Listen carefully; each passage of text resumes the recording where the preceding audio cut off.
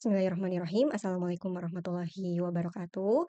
Perkenalkan ibu-ibu, saya Indah Umu Fakihah, penulis buku 120 Hari Muslimah Decluttering. Sebelumnya saya ingin ibu-ibu melihat slide berikut ini. Bayangkan kita sedang melakukan perjalanan yang jauh. Di punggung ibu ada sebuah beban yang berat, yang menghimpit. Otomatis setiap langkah terasa lebih susah dari sebelumnya. Kita tahu ya, makin berat beban yang dibawa, otomatis makin susah melangkah jauh. Dan inilah fenomena yang terjadi ibu-ibu saat ini, di mana ibu-ibu merasa kewalahan oleh beban. Dan beban itu bukan datang dari satu arah aja, ia datang sekaligus. Beban kewalahan fisik, kemudian kewalahan mental.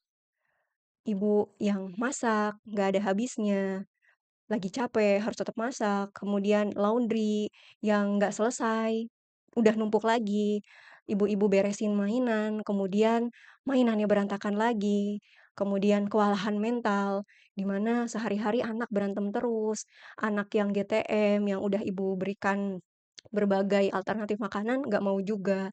Kemudian anak yang rewel, bikin drama setiap waktu. Belum lagi ya, dari pikiran, dari emosi yang terkuras, tapi ibu harus tetap hadir untuk anak-anak. Kemudian suami juga tetap butuh istri yang hadir. Dan saya sendiri pernah merasa di titik ini ya, berdiri ngelihat rumah yang berantakan, terus nggak tahu mau mulai dari mana. Melihat semuanya itu harus selalu dikerjakan, merasa bersalah kalau duduk sebentar. Dan pelan-pelan tanpa disadari saya merasa bahwa saya ini ibu yang gagal, tidak seperti ibu lain yang bisa rapih rumahnya, yang bisa bagus dalam manajemen waktunya. Kenapa ya aku kok nggak kuat-kuat amat jadi seorang ibu? Begitu ya kira-kira suara-suara di pikiran saya. Dan saya juga yakin ibu-ibu pernah mengalami yang sama. Kalau kita selalu merasa gagal, otomatis bisa dipastikan kita akan kesulitan mendidik anak. Kenapa? Karena energi kita sudah negatif, energi kita sudah habis. Gimana saat energi yang negatif ini bisa memberikan pengaruh ke anak-anak? Kita otomatis sulit bisa tenang, kita otomatis sulit bisa hadir. Dan kita membawa beban ini, ibu-ibu yang merasa kewalahan ini bukan cerita tentang sehari 2 hari. Kita menjadi ibu setahun, 2 tahun, dan ini memang perjalanan yang panjang ya, Bu. Beban yang terus menumpuk akan otomatis membuat perjalanan kita semakin berat, semakin melelahkan, semakin jauh dari kata menikmati.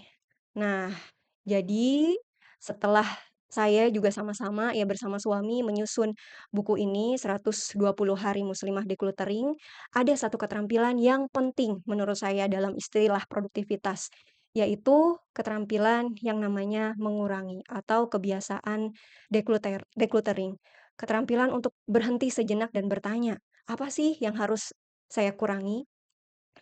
Dan saya sendiri mulai merasakan ketika mulai mengurangi barang di rumah. Awalnya nggak nyangka ya ini akan berdampak besar. Tapi ternyata ibu-ibu itu adalah makhluk visual. Apa yang kita lihat langsung mempengaruhi apa yang kita rasakan. Ketika barang mulai berkurang di rumah, ruangan terasa lebih lapang. Dan anehnya hati kita juga lebih tenang. Pikiran lebih jernih, langkah juga jadi lebih ringan. Kita mau ngerjain sesuatu lebih satset. Dari situ saya sadar kalau yang namanya kewalahan ibu itu bukan karena soalnya banyak tugas, tapi karena terlalu banyak hal yang kita pikirkan, terlalu banyak emosi yang harus kita kelola. Dari barang, dari agenda, dari kemudian pikiran. Jadi bukan hanya sekedar barang yang namanya decluttering itu. Nah, kalau ibu pengen punya kemampuan untuk bisa mindful mengurus rumah tangga, karena kapasitas kita terbatas sebagai seorang ibu ya, waktu kita 24 jam, energi kita terbatas, maka kita perlu protektif. Kalau kita nggak protektif, kita udah tadi bicara tentang beban, dia akan terus menumpuk melebihi kapasitas kita akan terus menjadi ibu yang kewalahan. Maka Kebiasaan decluttering ini wajib kita kuasai. Apa saja yang perlu kita decluttering? Yang pertama, decluttering barang. Rumah yang penuh barang, pikiran juga ikut penuh. Maka mulai kurangi yang benar-benar nggak dibutuhkan. Yang kedua, decluttering digital. Notifikasi, scrolling itu memenuhi pikiran, memenuhi emosi kita sehingga biasanya kurang mindful sama anak-anak. Maka wajib dikurangi. Kemudian decluttering agenda dan juga aktivitas.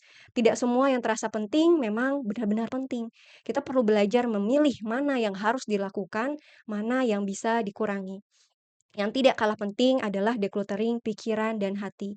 Dari ekspektasi, dari perbandingan, dari hati kita yang dari hati kita yang kotor, kita belajar ya untuk benar-benar mendecluttering hati kita. Semua ini perlu dibersihkan. Kemudian yang tidak kalah penting ternyata decluttering dari pola makan yang buruk. Karena yang namanya energi ini ada hubungannya dengan makanan. Saat ibu yang energinya terjaga baik, ini dimulai dari tubuh yang dirawat dengan baik. Nah, saya sudah susun dalam buku 120 hari muslimah decluttering. Jadi kita nggak hanya decluttering barang, tapi kita melakukan decluttering menyeluruh. Dari barang, digital, agenda, aktivitas, decluttering pikiran, hati, decluttering pola makan yang buruk, dan teman-teman akan dapat akses untuk masuk di grup komunitas muslimah decluttering di mana ini membantu ibu-ibu untuk bisa konsisten decluttering setiap bulannya. Dengan cara teman-teman juga akan mengerjakan decluttering gitu ya, dari hari pertama sampai hari ke 120, satu per satu, sedikit demi sedikit. Mungkin cuma butuh 10 sampai 15 menit, mudah-mudahan mengurangi beban teman-teman sehingga kita bisa menjadi ibu dan istri yang mindful buat anak dan suami. Terima kasih banyak, jangan lupa untuk langsung check out buku e-book 120 hari muslimah decluttering. Wassalamualaikum warahmatullahi wabarakatuh.